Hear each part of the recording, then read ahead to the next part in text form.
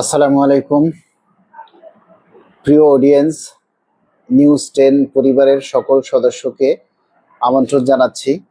অনেক দিন থেকে লাইভে আসি না, তাই আজকে একটু লাইভে আসলাম আপনাদের সাথে কথা বলার জন্য। সবাই লাইভে যুক্ত হয়ে যান। আমরা আগামী 7ই আগস্ট বাংলাদেশ সরকারি কর্মকর্তা কর্মচারী কল্যাণ সমিতির কেন্দ্রীয় কাউন্সিল অনুষ্ঠিত হতে যাচ্ছে। সেই কাউন্সিলে আমাদের মাঝে প্রধান অতিথি হিসেবে উপস্থিত থাকবেন প্রবাসী কল্যাণ ও বৈদেশিক কর্মসংস্থান মন্ত্রণালয়ের মাননীয় প্রতিমন্ত্রী মোহাম্মদ নুরুল হক নূর।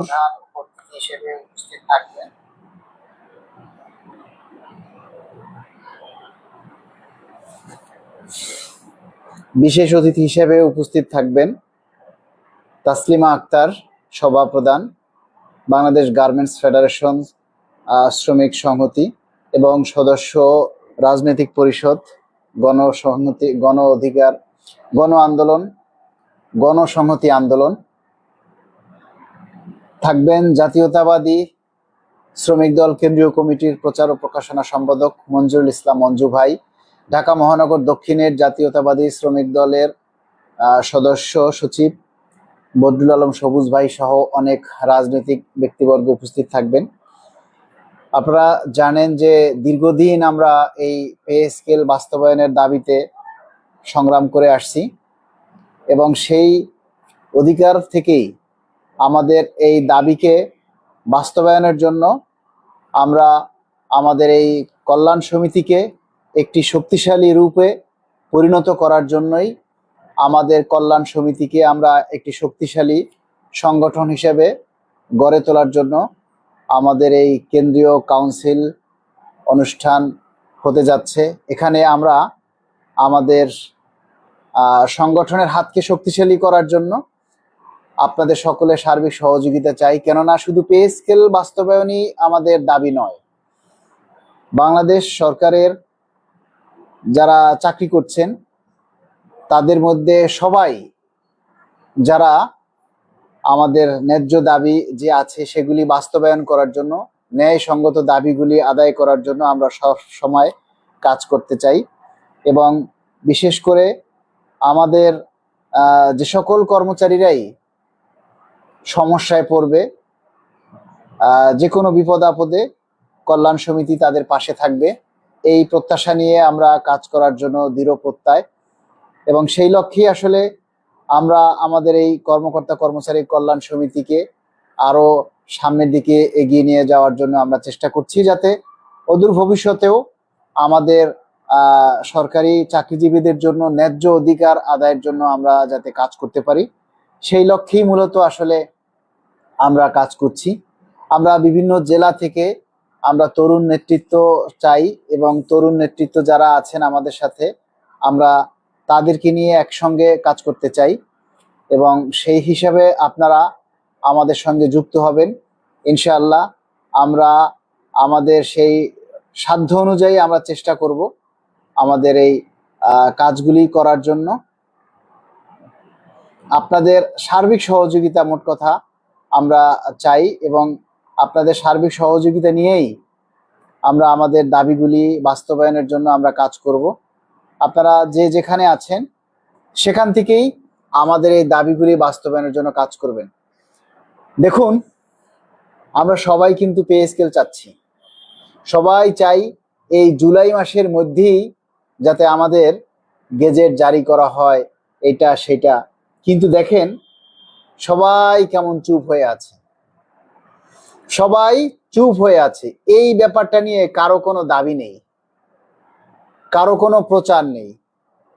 তাহলে আপনারা সবার মধ্যে এমন একটা মানে ভাব কাজ করতেছে, মনে হয় যেন আপনারা সবাই পে স্কেলের গেজেট পেয়ে গেছেন, পে স্কেলের টাকা দিয়ে সবাই বাজার করতেছেন, এখন সবাই চুপচাপ বাসায় ঘুমাইতেছেন, কারো কোনো সারা শব্দ নাই। ঠিক আছে? তো এই যে প্রজ্ঞাপনটা এখনো হয়নি, পে স্কেলের প্রজ্ঞাপন আমরা হাতে না পাওয়া পর্যন্ত তো শান্ত হতে পারি না। আমাদের দাবিটা বাস্তবায়ন যখন একেবারেই চূড়ান্ত পর্যায়ে রূপ নিবে।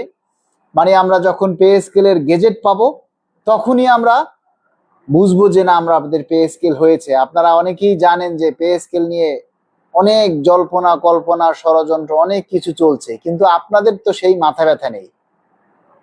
আপনারা অনেকেই দেখছি চুপচাপ হয়ে আছেন, কারো কোনো সারা শব্দ নেই।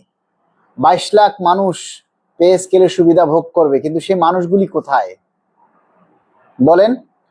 আজকে আপনারা সবাই জুলাই মাসের মধ্যে প্রজ্ঞাপন চান, কিন্তু সেই চাওয়ার লোকগুলি কোথায়? কোথায় বসে চান আপনারা? এত সহজ পে স্কেলের প্রজ্ঞাপন পাওয়া? যে কোনো দাবি বাস্তবায়ন করা এত সহজ নয়। সামনে ক্যাবিনেট মিটিং আছে, সেই ক্যাবিনেট মিটিং এ এই সচিব পর্যায়ের চূড়ান্ত সুপারিশ অনুমোদনের জন্য উঠবে, এবং যাতে আগামী ক্যাবিনেটেই যাতে আমাদের সেই সুপারিশটা অনুমোদনের জন্য ওঠে, এই বিষয়ে সবাই সোচ্চার হন, দাবি করুন যে সচিব পর্যায়ে যারা আছেন অন্তত আর সময় নষ্ট না করে আর কালক্ষেপণ না করে যাতে আগামী ক্যাবিনেট মিটিংয়েই আমাদের এই দাবিটাকে অনুমোদনের জন্য উত্থাপন করা হয়। এই ক্যাবিনেট মিটিংয়ে বা মন্ত্রিসভায় পে স্কেলের অনুমোদন হলেই তারপরে এটা ভেটিংয়ে যাবে, তারপরে প্রজ্ঞাপন জারি করা হবে। আন্দোলন বললেই তো করা যায় না। আপনারা আন্দোলন করলে ওই এখন আপনারা যেভাবে বলেন ওই রাস্তায় আন্দোলন দিলেও এখন যেভাবে আছেন সেভাবেই থাকবেন, তখন আর কাউকে খুঁজে পাওয়া যাবে না। আন্দোলন আমরা ঘোষণা করব, কিন্তু আন্দোলনটা করবে কে বলেন? আন্দোলন ঘোষণা করলাম কালকে, কিন্তু সে আন্দোলনটা করবে কে? আপনারা এই নিজের দাবিটাই তো প্রচার করেন না, তাহলে আন্দোলন করতে রাস্তায় নামবেন এটা আমরা কি করে বুঝবো? এত সহজ? আন্দোলন ইজ নট সো ইজি, ঠিক আছে? It is easy to say but difficult to do. কথাটা বুঝাইতে পারছি? অনেকেই বলেন আন্দোলন দেন, আন্দোলন ছাড়া হবে না। আন্দোলনটা করবে কে? পে স্কেলের দ্রুত গেজেট চাই, এই কথাটাই তো প্রচার করাটাও তো একটা আন্দোলন। কই সেটা তো আপনারা করছেন না। আমরা এই যে আন্দোলন করছি, এই যে লাইভ করছি, এই যে পে স্কেলের দাবি করছি, এটা কি আন্দোলন হচ্ছে না? এই দাবিটা প্রচার করেন, এটা কি আন্দোলনের অংশ নয়? আপনি রাস্তায় আন্দোলন করবেন, সেটাও তো এই ফেসবুকের মাধ্যমেই দেখানো হবে, নাকি সরকার নিজে এসে দেখবে, ওইখানে বসে থাকবে? আপনার রাস্তায় এসে বসে থাকবে? মন্ত্রী মিনিস্টার কি আপনার আন্দোলন দেখার জন্য রাস্তায় এসে বসে থাকবে? কথায় কথায় বলেন আন্দোলন দেন, আন্দোলন দিব, আর আপনি ঘরে বসে থাকবেন। আন্দোলন করার লোক আছে বাংলাদেশে? বলেন তো।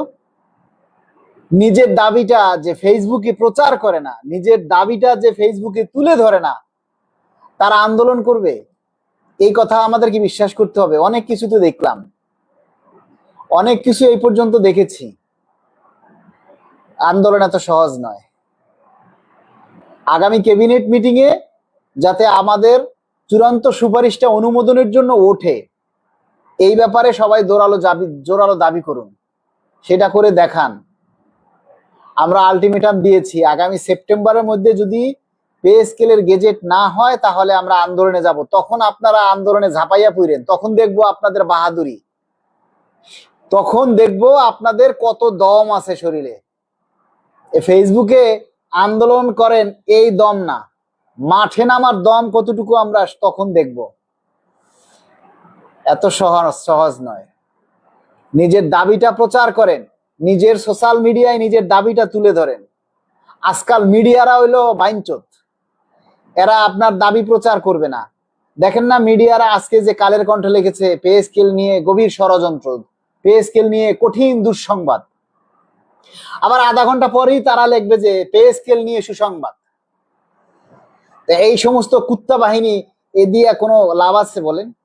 এই সমস্ত লোক দিয়ে কখনো মানে হবে না। নিজের দাবিটা নিজেরা প্রচার করতে পারেন না, নিজের দাবিটা নিজে তুলে দেওয়ার মতো সৎ সাহস আপনাদের হচ্ছে না, কিভাবে আন্দোলন করবেন? আপনাদের আন্দোলন ঘোষণা দিয়ে আমাদের তো ঠিক থাকতে হবে, তাই না? এত সহজ না। বাংলাদেশে দেখেন সংগঠনের তো অভাব নাই, সব ঘুমাইতেছে, সবাই ঘুমের বড়ি খাইয়া সবাই ঘুমাইতেছে। কারো মুখ থেকে দ্রুত গেজেট চাই, দ্রুত প্রজ্ঞাপন চাই, আগামী ক্যাবিনেট মিটিং এ আমাদের এই দাবিটা অনুমোদনের জন্য উত্থাপন চাই, কেউ বলে? বলেন তো, বুকে হাত দিয়ে বলেন তো, কেউ বলে এই কথাগুলি? কেউ বলে না।